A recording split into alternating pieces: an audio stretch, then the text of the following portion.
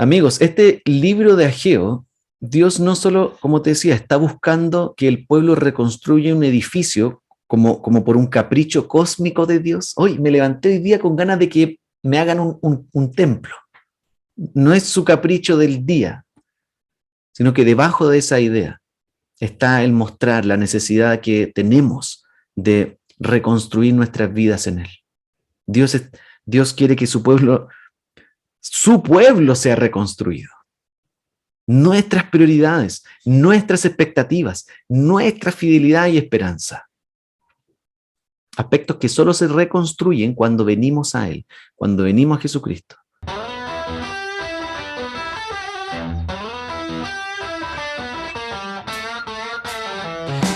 Bien, Ageo 2 del 20 al 23. Esa es la sección ahí. Los últimos 3 versitos para cerrar Ageo. Y son 3 versos nomás, pues, pero hay mucho que decir, mucho que mencionar. Tremendo librazo, como decía. Ha sido lindo meternos juntos ahí a libros que quizás de otra manera no te habrían metido a leer, si no es porque lo predicamos en la iglesia. No es fácil meterse a leer un libro como Ageo en tu devocional, en tu día a día, tratar de entenderlo, comprender a qué se refieren ciertas cosas. Entonces, por eso también en la iglesia nos gusta hacer series de libros donde no necesariamente nos vamos a ir a meter habitualmente, ¿ya? Y como te mencioné recién, estamos terminando la serie de Ageo y hemos visto hasta aquí 3 áreas de nuestra vida que Dios nos quiere llevar a reconstruir, porque ya hemos visto que en el libro de Ageo Dios quiere que el pueblo reconstruya el templo que simbolizaba su presencia en medio de ellos. Pero de fondo a eso, detrás de eso, si quiere, como en las profundidades de reconstruir un templo, un edificio físico, Dios está buscando algo más allá que solo reconstruir un templo, sino que ha desafiado a su propio pueblo a reconstruir sus prioridades, a reconstruir sus expectativas y a reconstruir la fidelidad a Dios. Esas 3 cosas hemos visto hasta el momento. Entonces, si te das cuenta, detrás o debajo de un templo que Dios quiere reconstruir, hay mucho más pasando, ¿ya? No quiero que te vayas con la sensación de que Ageo es solo reconstruir un templo porque Dios le dio ganas de tener un templo, sino que hay mucho más de fondo que está buscando que tú reconstruyas en tu vida. O si quieres verlo al revés, el no reconstruir un templo está evidenciando que el pueblo de Dios no ha reconstruido sus prioridades, no ha reconstruido sus expectativas ni su fidelidad, si quieres verlo de esa manera, ¿ya? Y hoy día vamos a estar viendo que Dios nos va a desafiar y a su pueblo también allá a reconstruir la esperanza. Por eso preguntamos en las salas, ¿qué cosas, circunstancias te llevan a perder la esperanza habitualmente? ¿Ya? Para que pensáramos un poquito, wow, salieron buenas cosas aquí también en las salas, bien personales también, en cuanto a las cosas que nos llevan a perder la esperanza habitualmente. Pero déjame comenzar mencionando algo que quizás no es tan, que nos ayude un poquito a entender el tema de la esperanza, con algo más cercano. Hace un buen tiempo leí en un artículo que, bueno, estaba buscándolo también aparte, lo encontré en la tercera, un artículo acerca de las razones de la muerte del actor Robin Williams. Yo no sé si lo conoces, pero personalmente uno de mis actores favoritos, con, bueno, unos dones increíbles, la transmisión de los personajes, la manera de actuar. Uno de sus películas, como que siempre, si salía en alguna película, fijo había que verla, porque tremendo, tremendo actor. Y salió un artículo publicado en este diario, en el New York Times, bajo el título La silenciosa enfermedad que llevó a Robin Williams a la muerte.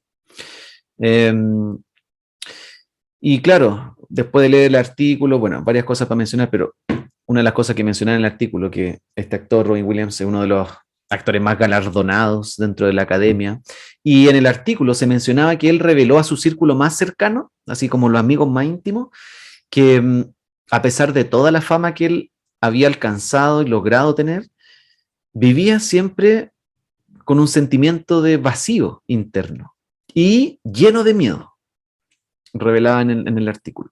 Y dijo cosas que en el artículo aparecían como: los demonios todavía están ahí, la vocecilla diciéndome que soy una basura, que no soy nadie, todavía está ahí, créanme. Esa es una frase que salía en el artículo de personas que hablaban después de su fallecimiento.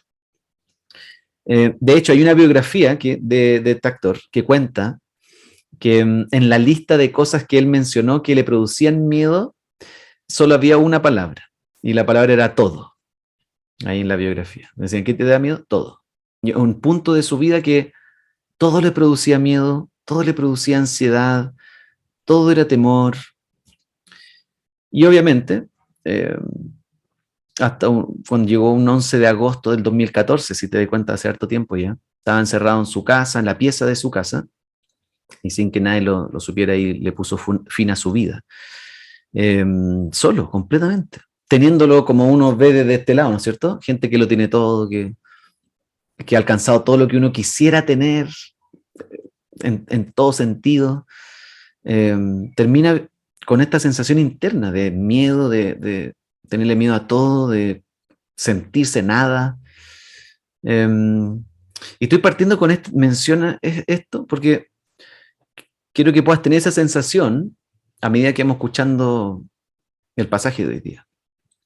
Hay un autor que se llama G.I. Packer, teólogo, pastor, que escribe lo siguiente en uno de sus libros que se llama Una esperanza sin límites. Él dice, que generalmente se dice, mientras hay vida, hay esperanza. Es como la frase habitual, mientras haya vida, hay esperanza. Pero después él dice, la verdad más profunda es que solo mientras hay esperanza, hay vida. ¿Entiende la diferencia? Mientras hay vida, hay esperanza, dicen algunos, pero Packer dice, mientras hay esperanza, hay vida. Porque puedes estar viviendo, pero si vives sin esperanza, esa vida, un poco como lo que le pasó a Robin Williams, no tiene sentido. O hay frases más comunes, ¿no es cierto? La esperanza es lo último que se pierde. Y en parte es verdad. Se pierde la esperanza y se pierde todo. Y aunque puedas seguir viviendo. Y incluso si tú pierdes la esperanza, bueno, las experiencias de la vida van a perder su valor, a tal punto que si perdemos la esperanza podemos estar dispuestos a perder la vida, que también lo que le pasó a este actor. No hay nada valioso por lo cual seguir viviendo, si no hay esperanza. Y esto está muy vinculado a lo que vamos a estar viendo en Ageo, porque así podría haberse sentido Zorobabel, que es a quien van dirigidos estos últimos 3 versículos. Y si te recuerdas en el libro de Ageo, Zorobabel era el líder político, social del pueblo de Israel. Estaba Josué, ¿se acuerdan? Que era como el sacerdote. Y Zorobabel era el líder político social. Y probablemente puede que se haya sentido así, un poquito como este actor, que lo expresó en alguna entrevista y que gente en su alrededor expresó después cómo él decía que se sentía. Puede que haya pasado eso con Zorobabel. Por eso te traía esto a la luz. Porque una de las cosas que más frenaba la construcción del templo en el tiempo de Ageo era la amenaza de los enemigos alrededor de Israel. Estaban rodeados por imperios poderosos que lo amenazaban constantemente para que no reconstruyeran el templo. Y Zorobabel era el líder civil y tenía él la labor de liderar toda la reconstrucción.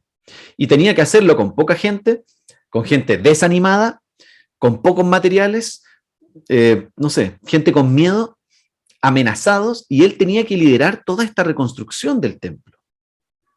Entonces la pregunta es, ¿cómo van a llevar a cabo la reconstrucción con ese entorno, con esas circunstancias tan adversas? Y la respuesta, obviamente, que vemos en el pasaje, es que van a poder llevar a cabo la reconstrucción siempre y cuando reconstruyan la esperanza, su esperanza como pueblo. Y estas palabras de Dios a Zorobabel, los últimos 3 versículos, son demasiado interesantes. Son 3 versos, pero en estos 3 versos, Zorobabel tiene solo 2 promesas que Dios le da para animarse, para perder el miedo, para estar dispuesto a enfrentar las amenazas externas, para afirmar su corazón, confiar. Solo 2 promesas. Tiene que poner toda su esperanza en 2 promesas que Dios está haciendo, que va a llevar a cabo. La primera promesa está en los versos 21 al 22. Déjame leértelos para que los recuerden. Bueno, todo esto el verso 20. Nos ponen fecha ahí, verso 20, el día 24 del mismo mes, vino por segunda vez la palabra del Señor a Ageo. Y en los versos anteriores, la sección anterior, en el verso 18, Ageo le dice al pueblo, reflexionen desde hoy en adelante, desde el día 24 del mes noveno, el mismo día, es decir, en el mismo día, Ageo se mandó 2 sermonazos hacia el pueblo de Dios. ¿Ya? Entonces los últimos versos ahora están ocurriendo el mismo día que la sección anterior. Y estas últimas palabras son, como te digo, las cosas que Dios promete a Zorobabel, el líder ahí. Y le dice, verso 21, di a Zorobabel, gobernante de Judá, ahí está. Yo estoy por estremecer los cielos y la tierra, volcaré los tronos reales y haré pedazos el poderío de los reinos del mundo, volcaré los carros con sus conductores y caerán caballos y jinetes, y estos se matarán a espada unos a otros. ¿Qué está diciendo ahí? Dios simplemente le está prometiendo que se va a hacer cargo de las amenazas de este mundo. Aquellos imperios y enemigos que se ven gigantes, que solo al verlos nos llenan de miedo para servir a Dios, nos frenan, no queremos avanzar por fe ahí porque estos enemigos son demasiado gigantescos. Entonces, Dios le está hablando ahí a Zorobabel, yo me voy a hacer cargo de estos enemigos, de esta oposición que tú ves tan grande. Quizá hoy día nosotros, cuando leemos esto, no nos hace tanto sentido porque tal vez no tenemos enemigos de ese tipo. No son imperios gigantes tan visibles que nos están haciendo frente en nuestra vida, pero quizás son cosas más pequeñas.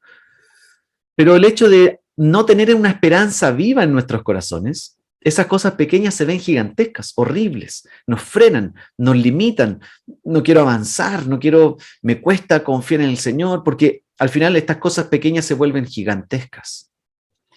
Y muchas cosas hoy día pueden estar funcionando como enemigos temibles en nuestra vida. Por eso te preguntaba en las salas, ¿qué cosas te llevan a perder la esperanza habitualmente? Porque quizás esas cosas pueden estar ahí funcionando como enemigos temibles. Quizás son menos visibles tal vez, incluso. El mismo sentimiento de soledad, como lo experimentaba este actor que te mencioné al principio. Sentirse solo, y eso te lleva a pensar que no vales nada y que no le importas a nadie. Todas esas sensaciones, cuando hay falta de esperanza, una esperanza viva, se vuelven gigantescas y empezamos a hundirnos mucho más a medida que pasa el tiempo. La falta de recursos, cosas que comentábamos en la sala, ¿no es cierto? Incluso a veces no falta, pero como no hay una esperanza viva, profunda, pareciera que siempre va a faltar y vivimos con esa incertidumbre y nunca ha faltado, uno mira para atrás y siempre ha habido, pero la falta de esperanza viva nos hace sentir que siempre va a faltar, nunca va a ser suficiente.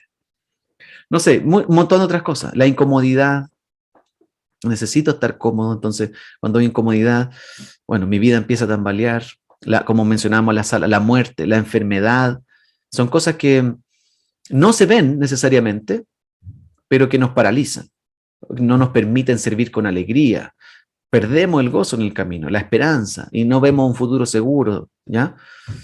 Son cosas que pueden funcionar incluso mucho más escondidas de lo que pensamos, no tan visibles como le ocurría a Zorobabel con estos imperios ahí alrededor. Ahora, tanto Zorobabel allá en el libro de Ageo como nosotros acá, necesitamos escuchar las mismas palabras.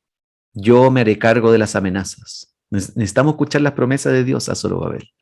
Yo voy a derrotar, yo voy a hacerme cargo de los enemigos, yo me voy a hacer cargo de todas estas amenazas que se ven gigantes. Las cosas van a ser como deben ser. No más temor, no más enemigos temibles. Yo voy a vencer todo eso, le está diciendo el Señor a Zorobabel. Un día Dios se iba a hacer cargo de reparar todo lo que el pecado había destruido. Y Zorobabel, su pega era poner toda su esperanza en esta promesa. Eso era lo único que tenía que hacer, escuchar esta promesa y confiar, poner toda su esperanza ahí, todas las fichas en esta promesa. Que Dios iba a hacer cosas grandes, como la había hecho en el pasado. Zorobabel tenía que esperar y confiar que Dios lo iba a hacer. Esa era toda su pega. Y esa es una de las cosas que más cuesta hacer. No hacer algo. Es decir, es de lo que nos pasa eso. No es que algo tengo que hacer, no. Confía, espera. No, es que tengo que... ¿Cómo no voy a poder hacer algo yo? ¿No? Confía, espera, confía en lo que Dios está prometiendo que va a hacer. Él va a hacer lo que tú no puedes hacer. Y eso es una de las cosas que más cuesta, porque algo tengo que hacer. Y muchas veces, obviamente, tratamos de darnos ánimo con falsa esperanza, ¿cierto? Lo voy a lograr, yo puedo hacerlo, las cosas van a mejorar, si solo arreglo acá, dejo de hacer esto, hago más esto. Pero cuando las cosas no funcionan o no ocurre lo que esperamos, obviamente nos damos cuenta que es una esperanza superficial. Estoy esperando algo que no va a poder arreglar lo que necesito. Es superficial. Y la esperanza bíblica está fundada en las promesas de Dios, no en mis propias promesas, en lo que yo puedo cumplir, sino en lo que Él dice que va a hacer. Y nuestro aporte es confiar en eso, poner todo nuestro corazón en que Dios lo va a hacer. Entonces, por eso te preguntaba en la sala y te vuelvo a preguntar ahora también. ¿Qué cosas te hacen perder la esperanza habitualmente, en el día a día? ¿Qué cosas te tienden a paralizar y se ven amenazantes al punto de no confiar en Dios, al punto de no estar dispuesto a servirlo, al punto de no seguir avanzando en la fe, de no dar fruto, de no crecer? ¿Qué cosas te paralizan y se ven amenazantes a ese nivel? ¿Qué usas para proveerte autoesperanza en tu día a día? ¿Alguna relación, alguna persona? ¿Estás esperando esa esperanza de alguien, de algún trabajo, de algún recurso, de que te puedas sanar? ¿Qué cosas funcionan como generadores de esperanza en tu vida? La clave, amigos, para reconstruir la esperanza, que Ageo le va a decir a Zorobabel aquí, no estaba en reconstruir un templo, como ya lo mencionamos, sino que la clave para reconstruir la esperanza estaba en una persona. Mira el último verso, verso 23, que es la segunda promesa que Dios le hace a Zorobabel. Le dice, en aquel día, va a haber un día, ¿ya? Afirma el Señor Todopoderoso. Te tomaré a ti, mi siervo Zorobabel, hijo de Salatiel, afirma el Señor, y te haré semejante a un anillo de sellar, porque yo te he elegido, afirma el Señor Todopoderoso. Ahí está la clave. Esta es la segunda promesa. Ya, la anterior, yo me voy a hacer cargo de todo. La segunda promesa es que Zorobabel debía confiar en que Dios lo había elegido para formar parte de un reino. Por eso esa expresión anillo de sellar, que está en casi generalmente todas las traducciones bíblicas, es un símbolo de autoridad real. Son estos anillos que tienen los reyes para sellar las cartas, para mostrar su autoridad. Yo soy el rey aquí, ¿ya? Por lo tanto, lo último que se escribe en este libro de Ageo es una promesa de lo que Dios haría a través de una persona, pero no necesariamente a través de Zorobabel. Es extraño porque le dice esto a Zorobabel, pero no necesariamente es Zorobabel el candidato, pero sí va a ser alguien que va a ser parte del linaje del rey, que vendría a restablecer, restaurar, reconstruir la esperanza. Dios había escogido a Zorobabel como siervo, no solo para reconstruir el templo, sino para ser parte del linaje de donde vendría el verdadero constructor, el siervo fiel, el gobernante de su pueblo. Y esto es muy interesante porque acompáñame a unos libros más adelante, Mateo capítulo 1, que está un poquito más adelante de Ageo, y que está muy vinculado también a lo que vamos a estar viendo en Navidad. Pero Mateo 1, verso 12, mira lo que dice el linaje de Jesús. Mateo 1, verso 12 dice, después de la deportación a Babilonia, es decir, ya en el tiempo de Ageo, Jeconías fue el padre de Salatiel. ¿Te acuerdas quién es Salatiel? Ahí te lo va a decir después Mateo. Salatiel, padre de Zorobabel.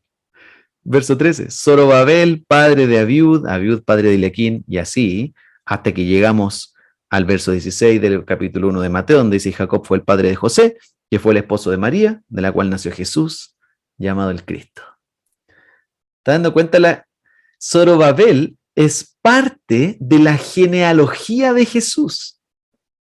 Entonces, Dios le está diciendo, tú vas a ser clave en la genealogía, porque de ella va a venir el verdadero gobernante, va a venir el verdadero rey, va a venir el verdadero constructor de mi reino, el que va a cumplir la promesa, quien va a destruir todos los enemigos, quien va a cumplir la promesa que te estoy diciendo a ti, Zorobabel.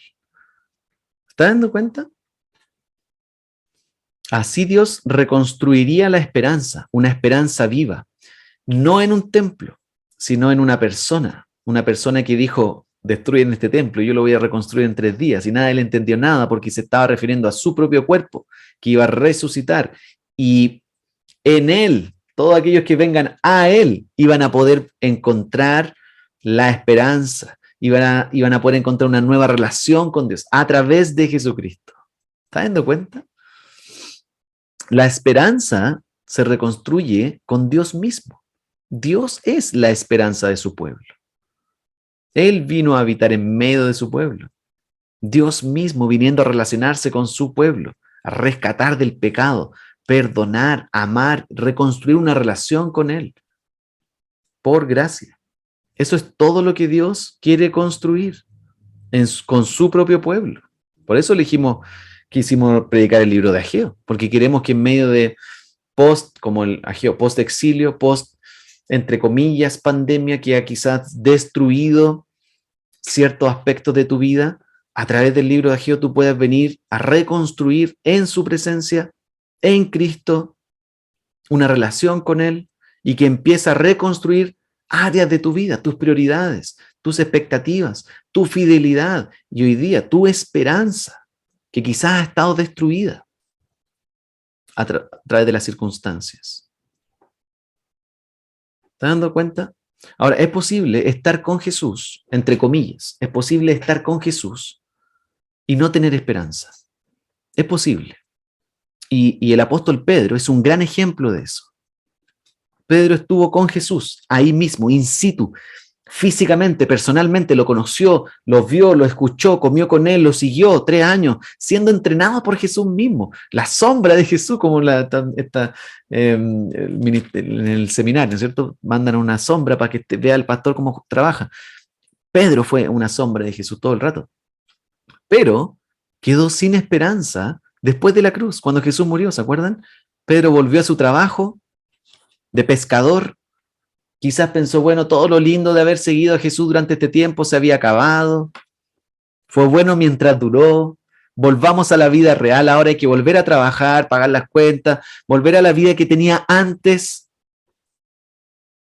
¿Por qué lo negué 3 veces? Podría haber quedado pensando todo el tiempo.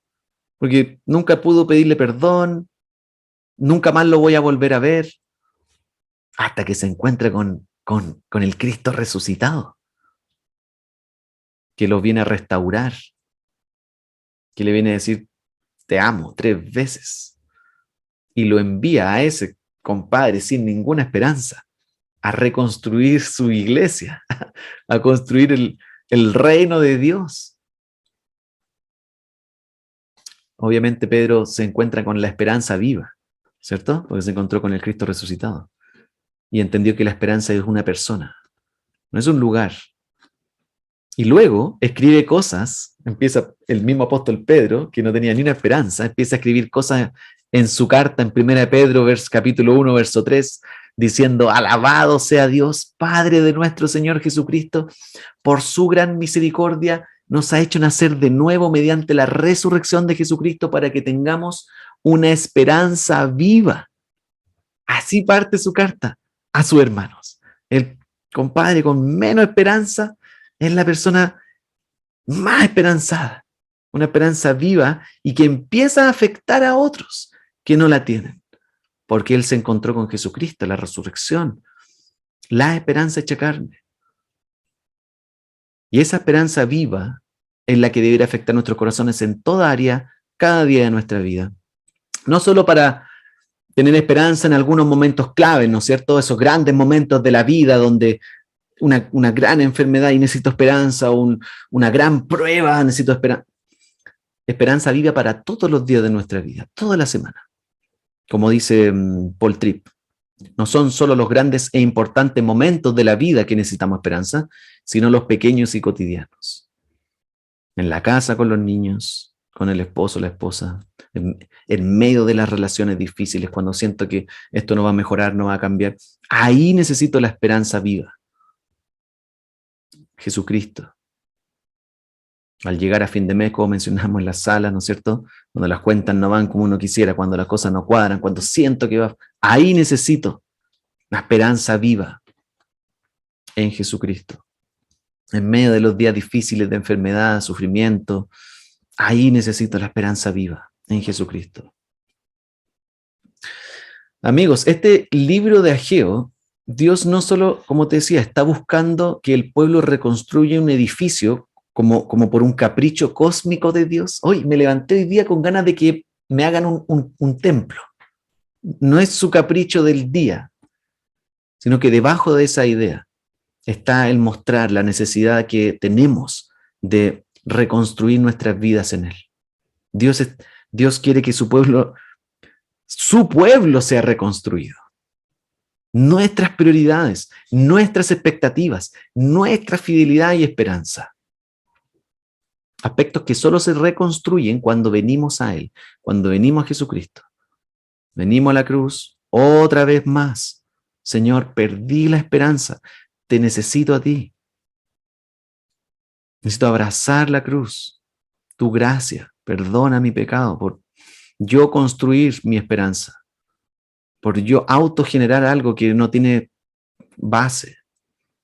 Señor, sé tú mi esperanza. En ti voy a tener un futuro seguro. En ti todo está asegurado, mi salvación, mi perdón, vida eterna. Que eso, Señor, me afecte en la vida cotidiana, lunes a viernes.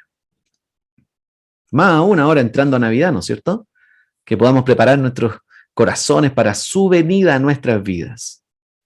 Que su promesa de salvación pueda inundar nuestras casas, afectar nuestras vidas diarias y volver a levantar a aquellos que han estado lejos, que han caído en el camino, que la esperanza se ha perdido en el camino a través de las circunstancias difíciles. Que sea un buen tiempo ahora para recibir su venida por fe. Déjame terminar con las palabras con dos cosas. Primero, unas palabras de Paul Tripp que dice: ¿quieres experimentar la vida plena hoy mientras esperas tu esperanza del paraíso, de la vida eterna? Él dice: recuerda que este día no tiene la capacidad para hacerte pleno o plena, sino que este día es una preparación para el destino final. Cada día que vive en este mundo es una preparación para tu corazón, para tu esperanza, tu fe, para el día final. Nos estemos con Él. Y me gustaría terminar con una oración, para terminar lo que ha sido Ageo, y este pasaje hoy día específicamente, justamente de G.I. Packer, lo dice: Señor Jesús misericordioso, te hemos visto mostrar paciencia, misericordia y gracia maravillosa restauradora hacia Simón, tu sirviente defectuoso de hace tiempo, a quien cambiaste de ser un hombre débil a un hombre fuerte, de ser un hombre inestable a un hombre firme, de ser una veleta a ser una roca. En humildad, Señor Jesús, nos inclinamos a ti como aquellos que necesitan la gracia que mostraste a Simón. Acércate a nosotros, Señor Jesús, nosotros que te decimos de corazón que te amamos, y trabaja en nosotros como trabajaste en la vida de Simón, para que seamos bendición para otros y para la gloria de tu nombre. Esa es nuestra oración, Señor Jesús. Otórgalo, te rogamos, y que tu gracia, el amor del Padre y el poder, la comunión y la fructificación que vienen del Espíritu Santo sean nuestra porción en toda nuestra vida, y que la bendición del Padre, del Hijo y del Espíritu Santo estén sobre nosotros. Que así sea, Señor. Amén.